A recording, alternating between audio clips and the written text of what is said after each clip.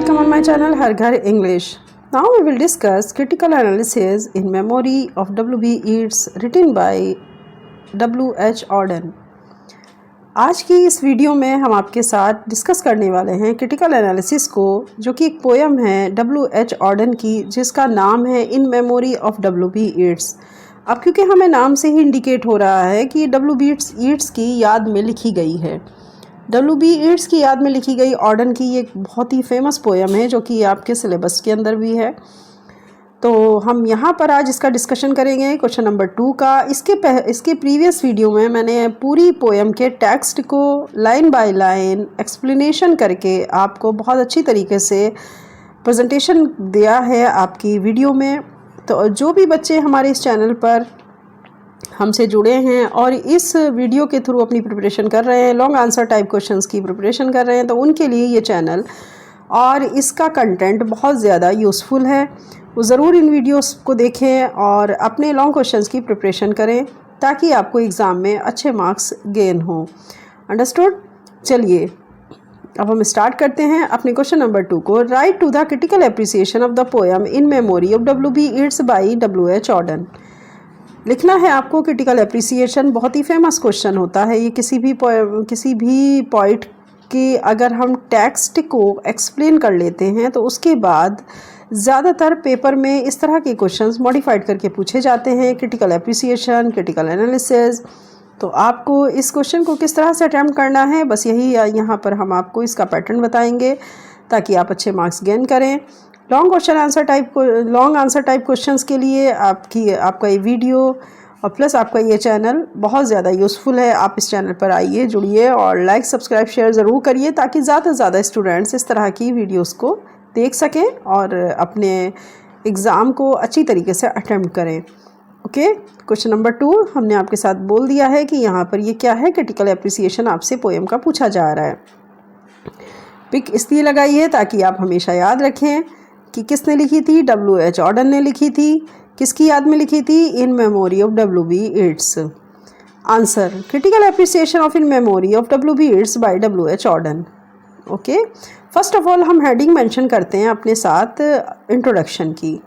तो सबसे पहले हम अपना इंट्रोडक्शन जो है उसको देखेंगे, उसको समझेंगे, फिर उसके बाद हमें आगे कौन कौन सी हेडिंग्स यहाँ पर ऐड करनी है वो सब चीज़ें आपको देखनी है.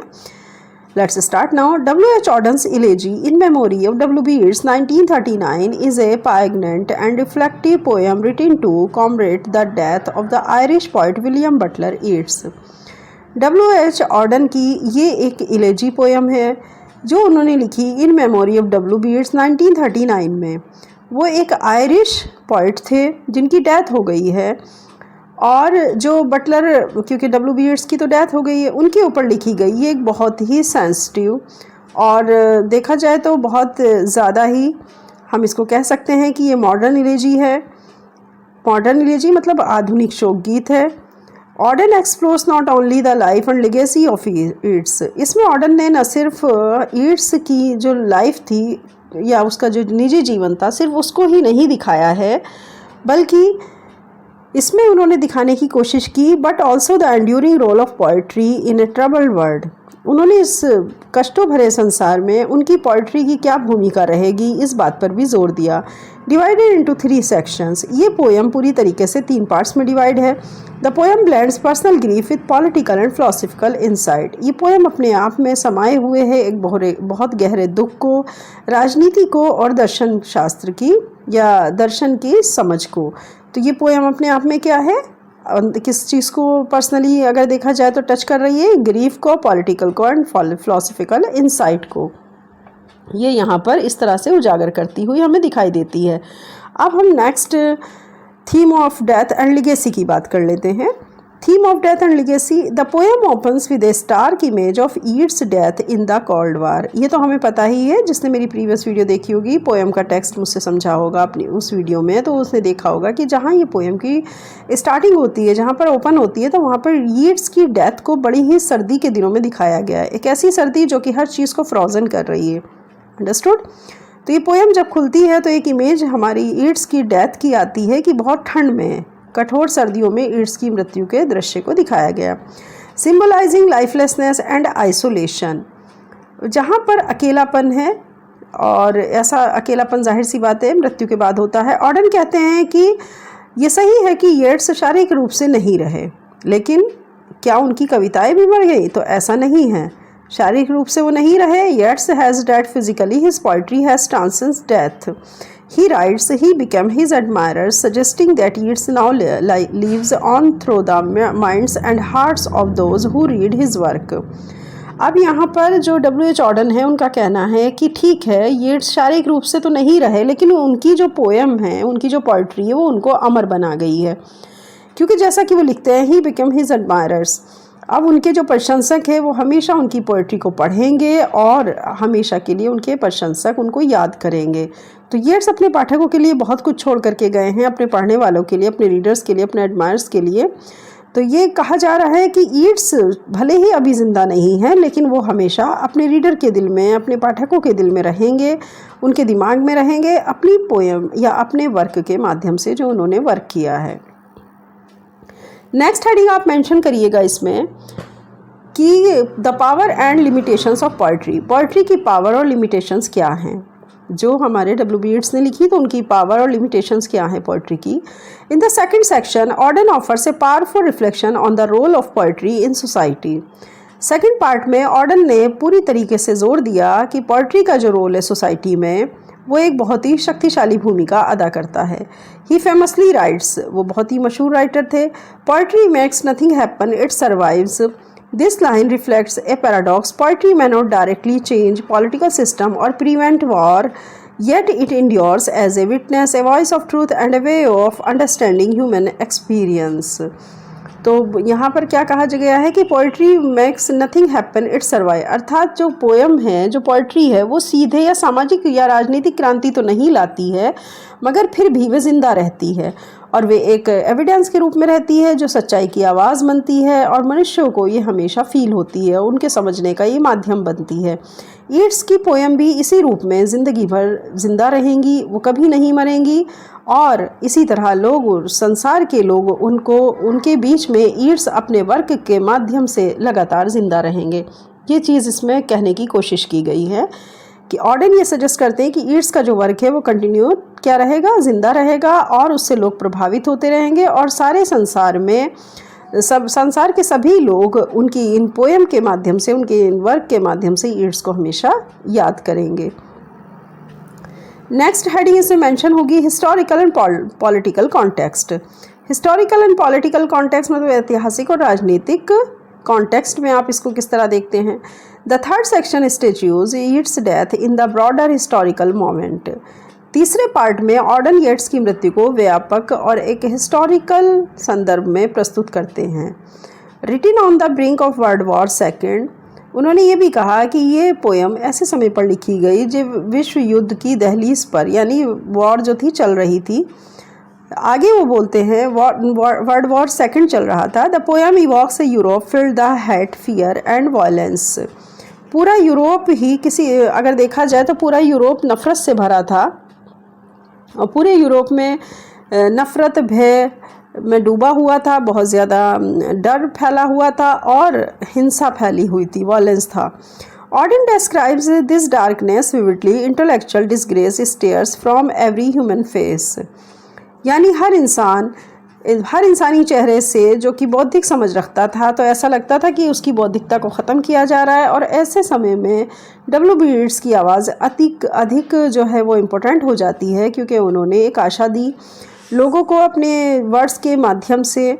इन such a word the poet's voice become even more essential to remind, to heal and to press. तो उनके शब्दों ने क्या किया, लोगों के ज़ख्मों को भरने का काम किया, एक होप दी लोगों को, और उन्हें हमेशा इस बात के लिए याद किया जाएगा कि येट्स ने अपने शब्दों से संसार में अपनी जो एक पहचान थी उसको बनाई, और साथ ही उन्होंने ज़रूरत के मुताबिक उनके जो वर्ड्स हैं, जो उनकी पोएम्स हैं, वो कभी ना कभी कोई ना कोई ज़रूर पढ़ेगा और उसे याद भी करेगा, यानी येट्स को याद किया जाएगा हिस्टोरिकल पॉलिटिकल कॉन्टेक्स्ट में।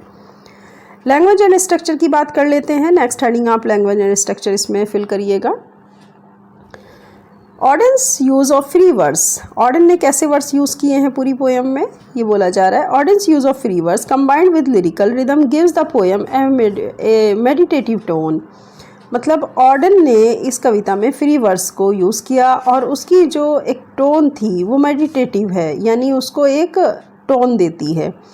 और द स्ट्रक्चर 3 सेक्शंस, पूरे स्ट्रक्चर को 3 पार्ट्स में डिवाइड किया। Mirrors the movement from the personal loss to philosophical reflection and finally to a call for poetic.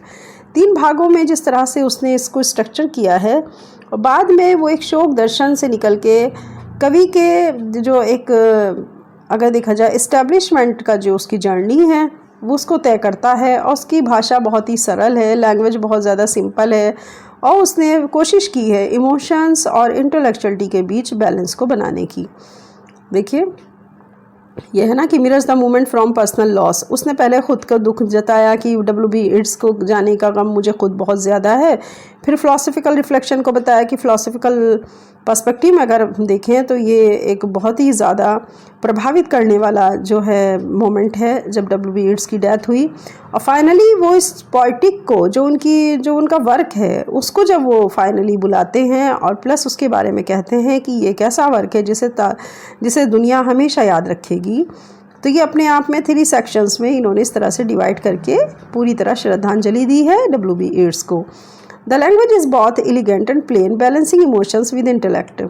दूसरी तरफ अगर हम भाषा की बात करें जो कि बहुत ज़्यादा साधारण है, एकदम सीधी सादी है, मगर वो बैलेंस बना रही इमोशन के और इंटेलेक्चुअल के बीच में। तो ये है लैंग्वेज एंड स्ट्रक्चर की बात हो गई।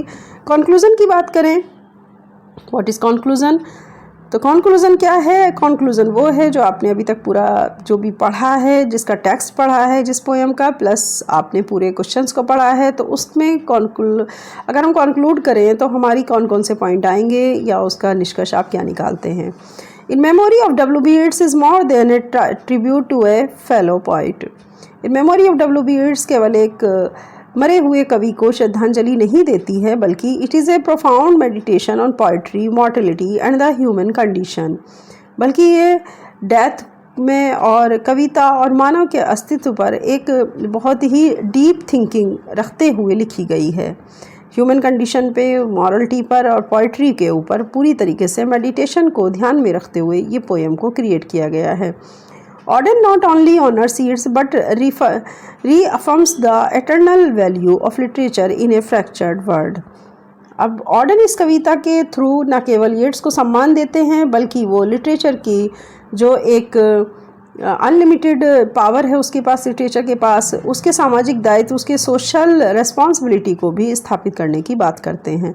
तो उनका कहना ये है, क्योंकि सेकेंड वर्ल्ड वॉर के टाइम पे ये पोएम लिखी गई थी, तो उनका कहना है कि ये जो हमारा जो संसार टूट फूट गया है लिटरेचर में, तो उसमें जो इटर्नल वैल्यू है, जो रिफॉर्म्स है, और मैं केवल सिर्फ उसके WB ईट्स के सम्मान में ये कविता नहीं लिख रहा हूँ, बल्कि उनकी साहित्य की वजह से जो एक शक्ति पैदा हुई है और जो संसार अपने आप को पावरफुल फील करता है उनके वर्ड्स को पढ़कर, उनके टेक्स्ट को पढ़कर, तो उन्होंने अपनी रेस्पॉन्सिबिलिटी सोसाइटी के प्रति पूरी तरीके से निभा दी है। और इस तरह इस टूटे फूटे संसार में लिटरेचर ने अपनी वैल्यू को बना कर रखा है। किसके माध्यम से? WB ईट्स ने अपने शब्दों के माध्यम से इस चीज़ को जो है वो अपने आप में बहुत ही उन्होंने मेमोरेबल वर्क किया है, क्योंकि उनके वर्क को हमेशा याद किया जाएगा। ये था कंक्लूज़न। ये एक लॉन्ग क्वेश्चन है, इसको बहुत अच्छे से आप इसी तरह से पढ़िएगा और याद भी करिएगा। ये क्वेश्चन ज़रूर आएगा, इस बात को आप ध्यान रखिए। ओके, चलिए फिर इसी के साथ अब हम आपसे विदा लेते हैं। नेक्स्ट वीडियो में फिर मिलेंगे एक नए क्वेश्चन के साथ, एक अच्छे नए टेक्स्ट के साथ में।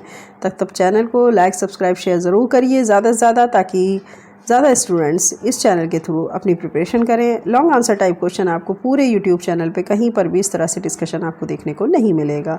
ओके, चलिए अब हम आपसे विदा लेते हैं। नेक्स्ट वीडियो में फिर मिलते हैं। तब तक के लिए आपको all the best. Bye bye.